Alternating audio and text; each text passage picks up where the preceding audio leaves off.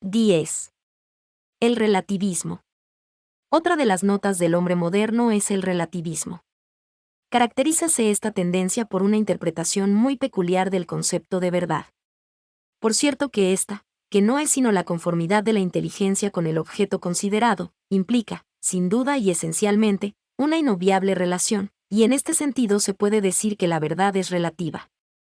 Pero el relativismo afirma algo diferente al considerar que la norma de la verdad no es el objeto acerca de cuál se emite un juicio, sino otras cosas. Por ejemplo, la psicología del sujeto, lo que se afirma en el ambiente, las condiciones culturales de una sociedad. En otras palabras, toda verdad es relativa en el sentido de que solo es válida en relación con el sujeto que piensa. Por tanto, el bien, la ética, la religión, etc., solo valen para el sujeto, o a lo más para un grupo de sujetos, y ello en dependencia de diversos condicionamientos, sin que sea admisible verdad alguna necesaria. Mientras para la filosofía realista el objeto es la medida de verdad válida para todos los sujetos, enteramente igual, sean cuales fueren las condiciones en que se produce el conocimiento. Esta medida común desaparece tan pronto como se la ubica en un sitio distinto del objeto mismo. En su encíclica Fides et Ratio dice el Papa que para no pocos de nuestros contemporáneos el tiempo de las certezas ha pasado irremediablemente. El hombre debería ya aprender a vivir en una perspectiva de carencia total de sentido, caracterizada por lo provisional y fugaz. Número 91. La verdad se vuelve entonces relativa en el sentido de que existe para una persona y puede simultáneamente no existir para otra. Con ello el relativismo rechaza la validez universal de la verdad. Como escribe el Papa en la encíclica recién citada, la legítima pluralidad de posiciones ha dado paso a un pluralismo indiferenciado, basado en la convicción de que todas las posiciones son igualmente válidas. Este es uno de los síntomas más difundidos de la desconfianza en la verdad que es posible encontrar en el contexto actual. En esta perspectiva, todo se reduce a opinión. Número 5. Tal es el relativismo en sentido estricto. No sería, en cambio, relativismo creer que nuestro entendimiento puede comprender el objeto relativamente, con mayor o menor perfección, si bien nunca de manera exhaustiva. En otras palabras, como escribe Lewis, el relativismo subjetivista no cree que los juicios de valor sean siquiera realmente juicios. Son sentimientos, o complejos, o actitudes, producidos en una comunidad por la presión de su ambiente y de sus tradiciones, y difieren de una comunidad a otra. Decir que una cosa es buena es simplemente expresar nuestro sentimiento hacia ella, y nuestro sentimiento hacia ella es el sentimiento que hemos sido condicionados a tener. En la encíclica a que acabamos de aludir afirma el Papa que toda verdad, incluso parcial, si es realmente verdad, se presenta como universal. Las hipótesis pueden ser fascinantes, pero no satisfacción. Para todos llega el momento en el que, se quiera o no, es necesario enraizar la propia existencia en una verdad reconocida como definitiva, que de una certeza no sometida ya a la duda. Número 27. Existe también un relativismo en el campo de los valores, y es cuando se atribuye a estos una validez relativa, es decir, que solo tienen importancia para un hombre, raza o tiempo determinados. Según dicha posición, no hay valores absolutos, que valgan independientemente de esas determinaciones particulares. Por eso todos ellos, sin excepción, están sujetos a los sucesivos avatares de la historia, no existiendo valores imperecederos, que obliguen a todos los hombres, razas y épocas. Según Nietzsche, compete a los señores de la tierra determinar en cada época las tablas de valores que la humanidad y los pueblos deberán acatar. También a ello se ha referido Lewis denunciando la fatal superstición de que los hombres pueden crear valores, que una comunidad pueda elegir su ideología, como los hombres eligen su ropa. Este tipo de relativismo no comprende que si bien hay valores mudables y creados por el hombre, los valores fundamentales de la existencia están necesariamente ligados a la estructura esencial del hombre. El relativismo no es de fresca data. Podríase decir que el hombre se siente permanentemente tentado a forjarse una tabla propia de verdades y de valores, según su idiosincrasia o sus conveniencias. Ya hay de ello antecedentes en el antiguo pensamiento griego, por ejemplo entre los estoicos.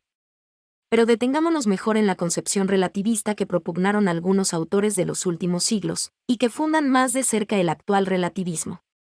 Una figura clave es Hume, quien exhortaba a acometer una grave revolución en el campo de la ética. ¿Cómo determinar qué cosa es valiosa y qué reprobable? Se pregunta. Para responder a ello, distingue 4 clases de cualidades valiosas: cualidades que son útiles para la comunidad, cualidades que son útiles para nosotros, cualidades inmediatamente agradables a nosotros mismos, y cualidades inmediatamente agradables a otros. Queda claro que ya no hay verdad ni valor en el sentido clásico, adecuación de la mente con la realidad, sino que la verdad y el valor dependen de la utilidad y del agrado que las cosas produzcan. Hume concedía el primado no a la inteligencia, sino a lo que él llama la inclinación. Lo que es inteligible solicita solo la fría aprobación del entendimiento. Lo que es bueno, en cambio, toma posición del corazón y nos mueve a abrazarlo. Como se ve, el filósofo inglés exalta el sentimiento, que pasa a ser el criterio último de valoración moral, con lo que muestra que es hedonista y, a través de ello, relativista. Se ha dicho que la exaltación del instinto, la inclinación natural, el sentimiento, los intereses, lo material, todo ello en oposición a la razón, es muy propio de los pensadores ingleses, pero sobre todo de Hume. Nos hemos detenido un tanto en este autor, porque su influjo en la historia posterior del pensamiento ha sido notable. También es importante en este sentido el pensamiento de Herder. Julián Benda, en su libro La trahison des Clercs, publicado en 1926, afirma que la transmutación de la cultura en mi cultura es el distintivo de la era moderna, uno de los legados del romanticismo alemán, con su admirado Volksgeist, el genio nacional, según lo explica Herder en su libro Otra filosofía de la historia, de 1774. El pensador alemán afirma que es preciso terminar con ese error recalcitrante de juzgar con criterios intemporales el bien, la verdad y la belleza. No son estos valores ideales, sino que tienen origen en el espacio y en el tiempo, son locales. Solo hay valores regionales. Sócrates es un ateniense del siglo V a.C. Para valorarlo como corresponde, hay que compararlo con sus compatriotas y los hombres de su tiempo, no con un hombre ideal, ni con Spinoza o Kant. La Biblia es una expresión poética del alma hebraica, hay que valorarla en su contexto. De donde concluye Benda, quizás con cierta exageración, desde siempre, o para ser más exacto, desde Platón hasta Voltaire, la diversidad humana había comparecido ante el tribunal de los valores. Apareció Herder e hizo condenar por el tribunal de la diversidad todos los valores universales. En el actual relativismo han influido diversas corrientes de pensamiento.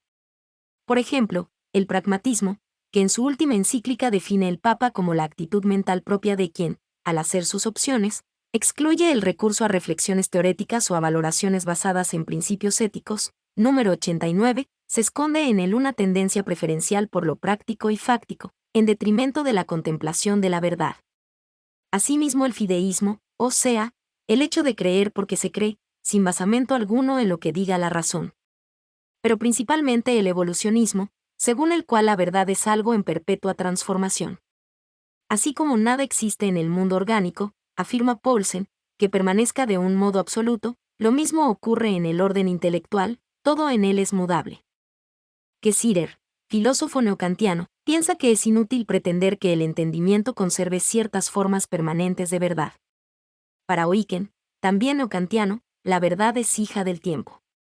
Dicho evolucionismo está íntimamente unido con el historicismo, cuya tesis fundamental, como dice el Papa en su encíclica, consiste en establecer la verdad de una filosofía sobre la base de su adecuación a un determinado periodo y a un determinado objetivo histórico. De este modo, al menos implícitamente, se niega la validez perenne de la verdad. Lo que era verdad en una época, sostiene el historicista, puede no serlo ya en otra, número 87. Resulta interesante advertir cómo el Papa incluye entre estas corrientes el democratismo liberal. Se ha ido afirmando un concepto de democracia que no contempla la referencia a fundamentos de orden axiológico y por tanto inmutables.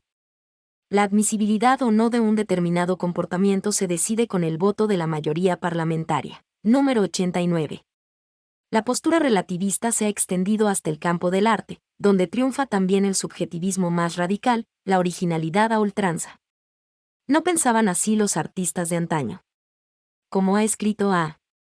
K. Coomaraswamy, el hombre libre no trata de expresarse a sí mismo, sino aquello que ha de ser expresado. Desde todos los puntos de vista, el artista tradicional se consagra al bien de la obra que hay que hacer. La operación es un rito, el celebrante ni intencional ni siquiera conscientemente se expresa a sí mismo. ¿Cuál será el origen mental de esta posición filosófica? quizás tenga algo que ver con lo que Nietzsche llamó la ley del resentimiento. Cuando uno es incapaz de vivir según lo que señala la razón, fácilmente, en un secreto deseo de venganza, minimiza o desprecia racionalmente el sistema de valores positivos que no ha podido o querido encarnar. Así, el relativismo doctrinal puede provenir del resentimiento contra las ideas consagradas por la tradición. Si se aceptara que la verdad es permanente e invariable, habría que hacer un esfuerzo de reforma personal para adecuarse a la misma. Como no se lo quiere hacer, se inventan sin pausa nuevas doctrinas, o mejor, ideologías, que van reemplazándose unas a otras, merced a las cuales el hombre adquiere una aparente tranquilidad intelectual y se venga de lo que no dudo o no quiso hacer. Paralelamente a este procedimiento mental, Max Scheler ha elaborado una luminosa demostración de cómo la doctrina del humanitarismo disimula paradojalmente una fundamental incapacidad de amar al hombre y una aversión tenaz a la naturaleza humana, a sus ideas y a sus valores.